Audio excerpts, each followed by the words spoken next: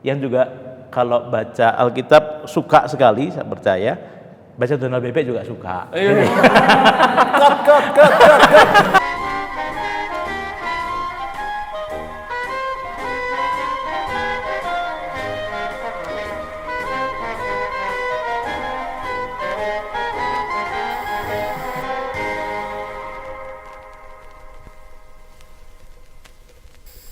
Hai, welcome back to B430 Mentoring. Di edisi yang istimewa ini hadir bersama dengan saya orang-orang yang ada di beberapa era kebangunan rohani sebelumnya.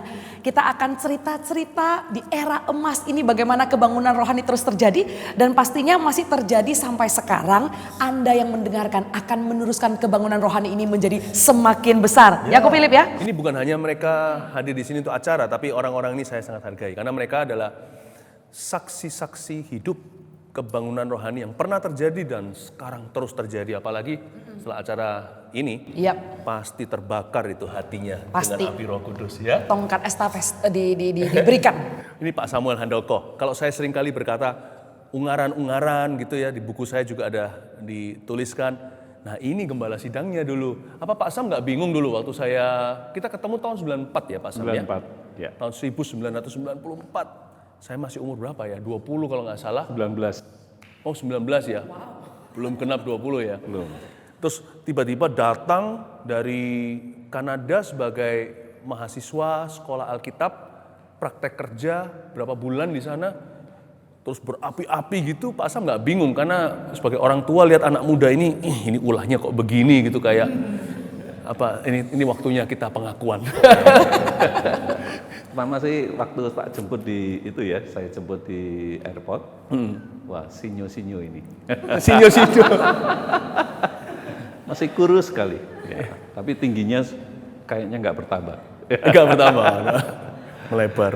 Terus sampai di Ungaran, saya tawari untuk tinggal di Pastori atau mau tinggal di asrama. Nah, waktu itu asramanya sangat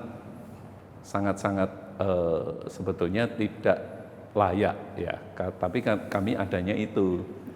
Ya, Philip memaksa mau tetap tinggal di asrama. Ya. Baru setelah itu terjadi pengakuan gitu. Menyesalah saya akan keputusan itu. Bukan bintang 5 ya. Selamanya. Saya agak sakit waktu itu, terus kemudian saya istirahat. Sorenya ya, Philip sudah saya beritahu bahwa nanti malam ada doa malam.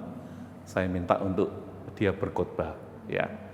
Terus kemudian sorenya itu ketemu dengan saya dan dia berkata, Pak Sam, sebetulnya saya mau pulang, tapi saya memutuskan untuk tetap tinggal. Nah, baru kemudian dia cerita tentang masalah tempatnya, ya. Dan di situ banyak nyamuk, kemudian kamar mandinya juga kamar mandi itu kan bekas pabrik tempatnya. Jadi nggak sebersih kamar mandinya Philip di Kanada. Jauh maksudnya. Jauh. Surga dan bumi. Tapi lebih lengkap yang di Ungaran karena ada ikannya. Ada titik nyamuknya. Loh, itu lagi musim ini lagi musim katak lagi menikah, istilahnya. Semua kodok di sana, saya nggak tahan. Tapi memang kalau kita mau ikut Tuhan nggak boleh ada status di dunia, yang itu saya pelajari dengan pengalaman waktu di Ungaran. Kita mau dibawa naik, bawa up harus bisa, bawa down juga harus mampu. Waktu Philip ngomong saya harus menang, saya harus bisa. Itu saya ada konfirmasi bahwa ini anak ini ada sesuatu ini. Thank you Pak Sam. Itu yang tujuan saya tanya begini bukan untuk mengarahkan perhatian ke saya, enggak sih, saya bukan orang istimewa, tapi saya mau pakai kesempatan ini setulus-tulusnya untuk berterima kasih ada seorang orang tua kayak Pak Sam, masih muda kok Pak Sam, yang memberi kesempatan pada anak muda seperti saya yang untuk bisa melayani, untuk bisa tampil, bukan roh tampil ya, tapi untuk bisa dipakai oleh Tuhan. Pak Sam membuka gerejanya untuk saya bisa berkiprah di sana untuk membantu, dan disitulah dimulai kebangunan rohani pertama di Indonesia yang saya lakukan. Bukan acara KKR maksudnya, tetapi sebuah kegerakan Allah. Dan tentunya Pak Yohanes di sini ya, sekarang sudah bapak-bapak nih. Waktu itu umur 17 waktu Ko Philip datang ke Ungaran. Ini Yohanes adalah wakilnya Pak Sam waktu itu sebagai gembala sidang, masih muda. Oh gitu. Iya, ya. Jadi di satu Song gereja leader ya? WL. Sangat dipercaya sama Pak Sam, anak I see. muda. Enggak. Berarti Koyo udah kenal lama banget dong sama Pak Sam ya? Dia 92 SMP ya Pak Sam, kayaknya ya. 92 Pak Sam. Iya. SMP datang dari Purwokerto ya. Dari Oh, gitu. Purbalingga. Purbalingga ya. Kepercayaan Pak Sam dan dicintai, anak muda yang paling dicintai di seluruh gereja. Iya. Bahkan banyak wanita pun jatuh hati kepadanya. Karena nggak banyak pilihan. Enggak. Benar. Enggak. Wibawanya loh. Figur anak muda kayak gitu itu berkat loh. Karena kalau kita lihat kan orang muda biasanya memberontak lah, berulah. Tapi Koyo ini teladan ya.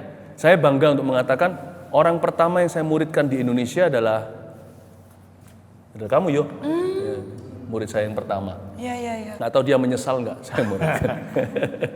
Ceritakan dong Koyo, gimana sih? Kalau tadi terkait yang Pak Sam cerita bahwa Ko Philip itu mau tuh tinggal di kamar asrama, saya bisa ngerti sih, maksudnya saya pernah tinggal di kamar yang sama juga berapa tahun kemudian gitu ya. Dan memang tidak mudah. Selain fasilitas juga kan dengan banyak orang yang tinggal bersama, ada yang bekas narapidana lah dan sebagainya. Yang satu pengen lampunya nyala, yang satu pengen lampunya mati dan sebagainya, itu pembentukan karakter juga terjadi. Nah tadi Ko Philip cerita bahwa jangan tergantung pada fasilitas gitu kan ya. Kalau kita pengen layani Tuhan, saya tuh ingat kejadian ketika kita sama-sama ke Banyu Urip, Ko Philip. Oh, iya. Itu ada Cik Kiolan juga. Ya. Oh yang waktu saya nyetir ya? Ya nyetir. Oh itu saya Ya. tersinggung banget loh. Saya nyetir kalian semua berbahasa roh di belakang. Karena saya hampir nabrak sapi kalau nggak salah. Karena nyetir di Kanada beda sama nyetir di Indonesia. Kanada semua teratur, lurus, ini lika-liku. Jadi bahasa roh bukan karena untuk mendukung pelayanan ya? Dan mobilnya mobil manual. Kan Philip biasanya matic. Terus. Iya. Terus habis kita kebaktian gitu, kemudian kita nginepnya tuh ternyata bukan kita mikir ya pengen nggak kamar atau kasur, ternyata kita nginep di gereja, Di aula gereja di ya? aula gereja, Iya, lupa ya. tanpa alas, hanya tikar, ya, tanpa kasur sama sekali. Terus saya sempat tanya pada Ko Philip, kok bisa nggak tidur di tempat seperti ini? Karena menurut rumor yang saya dengar, Ko Philip ini rumahnya di Kanada itu wow gitu kan. Saya mikir, wah ini mas surga neraka gitu. Ini bisa nggak ya Ko Philip? Saya tertarik sih tanya. Lalu Ko Philip bilang, siapa aku kok nggak bisa tidur kayak di tempat kayak gini? Wong Tuhan Yesus saja mau kok lahir di kandang domba yang hina, di palungan yang kotor. Siapa kok nggak bisa tidur di tempat kayak gini? Itu lebih baik dari palungan ya. Iya. Oh jauh. Oh yang tidur di atas ada karung-karung Iya. beras atau karung apa itu ya? Goni gituan lah. Tapi memang betul kalau kita mau jadi revivalist orang-orang muda hari ini, kita nggak boleh punya status apa-apa kecuali Kristus. Dibawa up bisa, dibawa down mampu. Jadi memang harus begitu. Kalau kita mau jadi pembawa kebangunan rohani, nggak boleh minder, nggak boleh sombong. Kita ini bukan siapa-siapa. Yang penting Kristus diberitakan ya. Saya bersyukur waktu itu di masa-masa, karena waktu saya masih kecil, tantangan terbesar, contohnya kalau papa mama mau ajak jalan-jalan kemana itu, saya harus mau di hotel itu atau enggak. Zaman dulu kan enggak booking dulu, go show langsung datang ke hotelnya. Masuk gitu, kita pernah perjalanan dari Surabaya ke Jakarta gitu ya. Stop-stop di hotel-hotel, tentunya berhenti-berhenti karena liburan panjang sekolah. Papa mama selalu berkata, Philip, suruh saya masuk dulu ke hotel, lihat dulu WC-nya semuanya, kalau berkenan baru mereka berkata kita tinggal di hotel ini. Nah kalau kita sudah menjadi milik Kristus, harus menang dengan hal-hal seperti itu.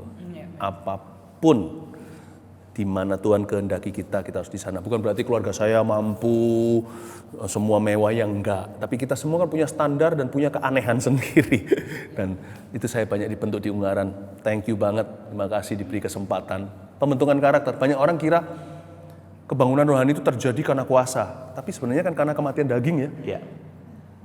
Dan dulu-dulu diajak puasa terus, diajak doa, pengalaman-pengalaman itu Iya. ingat, yuk Ingat. aku ajari gimana baca Alkitab. Betul. Iya. Itu tahun-tahun 94-an itu Ko Philip itu kedatangan yang pertama. Ko Philip itu kemudian ngajak kami untuk berdoa tiap jam 10 pagi kalau nggak salah. Kami doa sampai kurang lebih jam 1, kadang bisa lebih. Kemudian Ko Philip ngajari kami bagaimana mencintai firman. Mazmur 119 itu.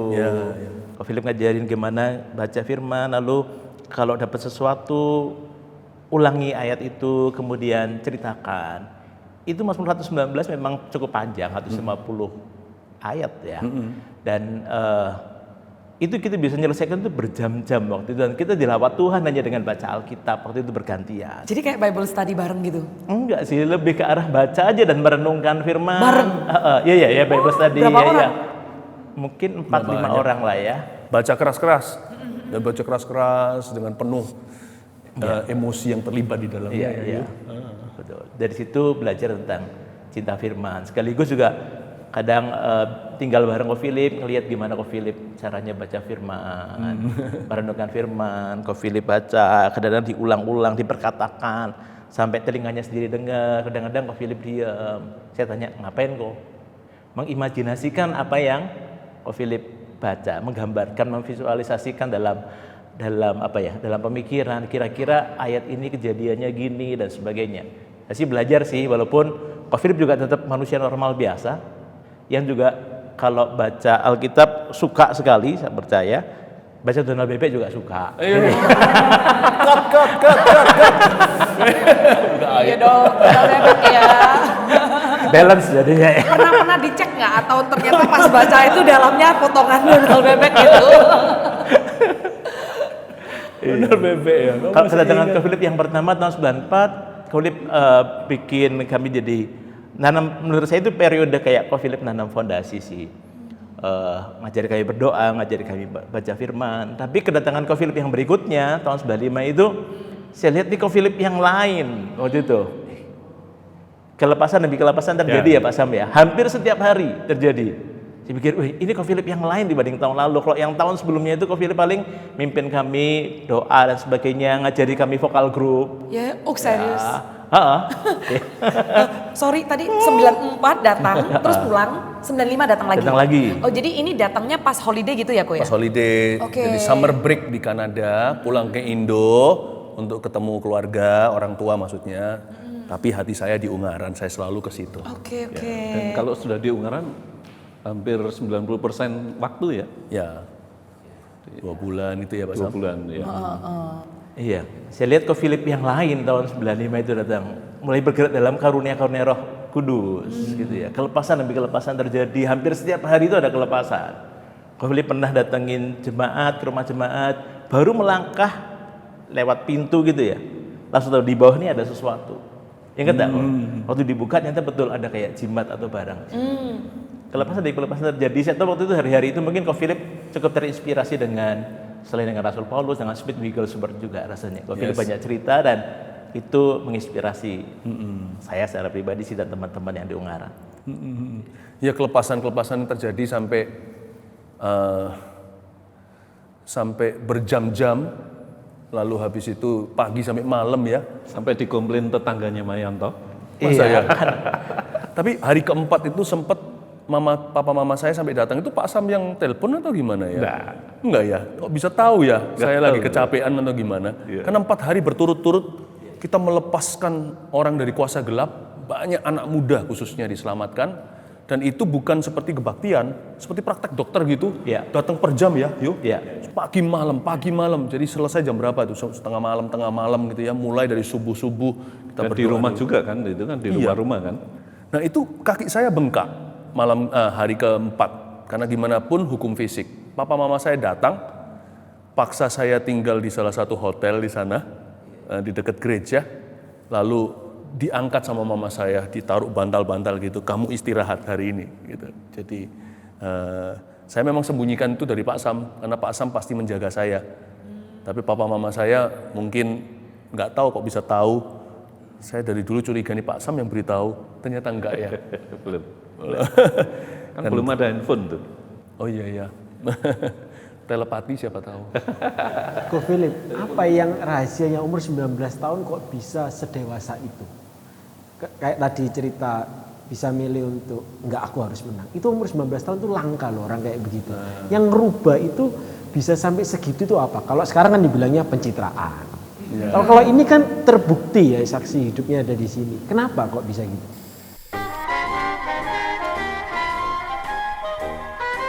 Saya agak sedikit jengkel terus terang. Kok Philip nggak ngomong sama saya ya? Terus saya dalam kondisi jengkel itu saya memutuskan untuk tidak aktif. Nah itu padahal itu rumah saya dengan gereja itu cuman